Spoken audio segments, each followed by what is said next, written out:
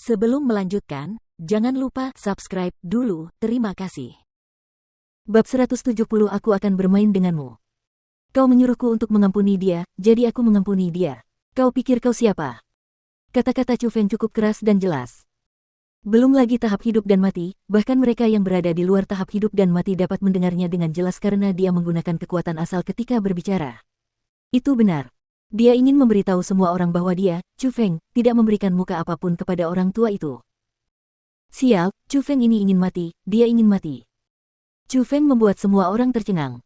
Bahkan para pengamat yang tidak memiliki hubungan apapun dengannya pun berkeringat dingin di dekatnya. Pada saat itu, semua orang tanpa sadar mengalihkan pandangan mereka ke arah Zhongli Yihu. Jika seseorang tidak melihat, mereka tidak akan tahu. Namun jika mereka melihat, mereka akan melompat ke udara karena ketakutan. Wajah Zhongli Yihu pucat pasi. Matanya melebar begitu besar hingga lebih besar dari mata sapi dan bahkan hampir keluar. Pipinya hampir pecah dan orang-orang di dekatnya bahkan bisa mendengar suara giginya yang bergemeretak. Semua orang tahu bahwa tokoh penting itu marah pada Chu Feng, dan dia bahkan sangat marah. Saat ini, dia pasti tega membunuh Chu Feng. Sampai-sampai dia akan mencabik-cabik mayatnya menjadi 10.000 keping. Asteris ledakan asteris. Tiba-tiba, Zhongli Yihu melompat ke udara, dan seperti gunung besar, ia mendarat di panggung pertempuran. Kekuatan dahsyat mengguncang seluruh panggung dan bahkan Chu Feng bergoyang saat berada di panggung dan ia hampir jatuh. Seseorang, kemarilah. Aku akan menandatangani surat keterangan hidup dan mati dengan anak ini. Zhongli Yihu menunjuk Chu Feng dan melolong seperti Raja Singa. Suaranya begitu keras hingga bisa membuat seseorang tuli. Benar saja, Zhongli Yihu akan menyerang. Jika dia ingin membunuh Chu Feng, siapa yang mungkin bisa menghalanginya? Meskipun mereka menduga demikian, ketika Zhongli Yihu benar-benar mulai bergerak dan bersiap menyerang, mereka tetap merasa cukup terkejut. Asteris suara mendesing asteris. Tepat pada saat itu, sosok lain melompat ke panggung pertarungan. Sosok itu adalah wanita cantik.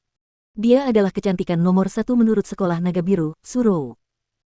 Penatua Zhongli, sebagai seorang penatua, tidak perlu merendahkan diri di hadapan generasi muda.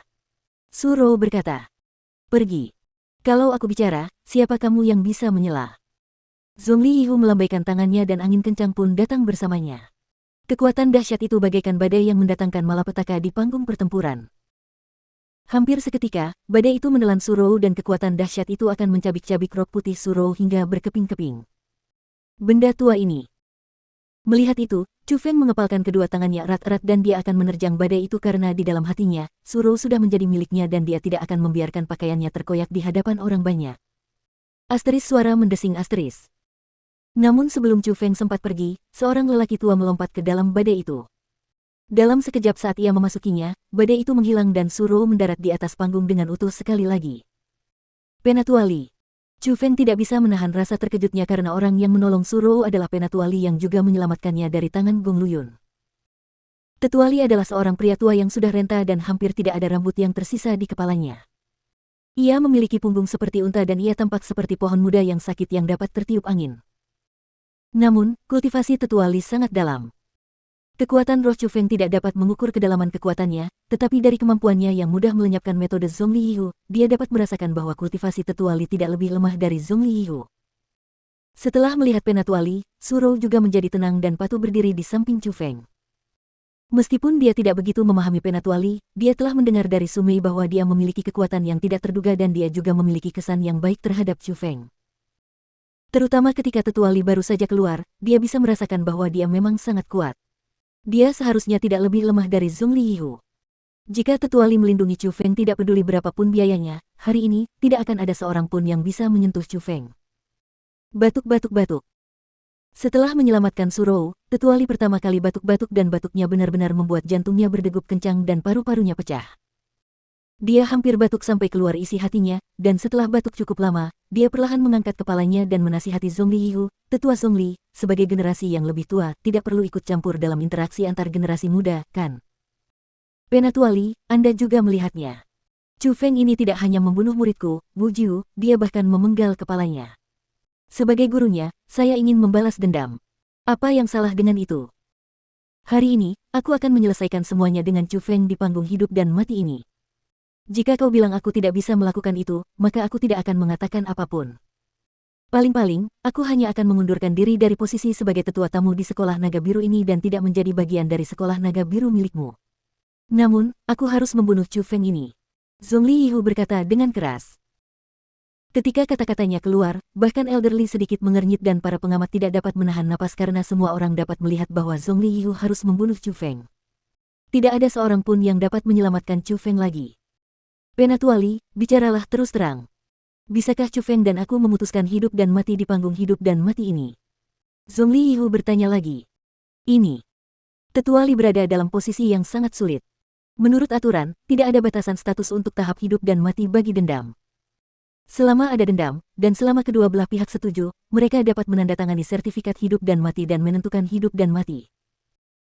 Tanpa pilihan lain, Tetua Li menatap Surou dan diam-diam memberi isyarat padanya, dan Surou dengan saksama mendekat ke telinga Chu Feng dan berkata, Chu Feng, Zhongli Yihu ingin menantangmu, jadi jangan terima atau tidak ada seorang pun yang bisa menyelamatkanmu.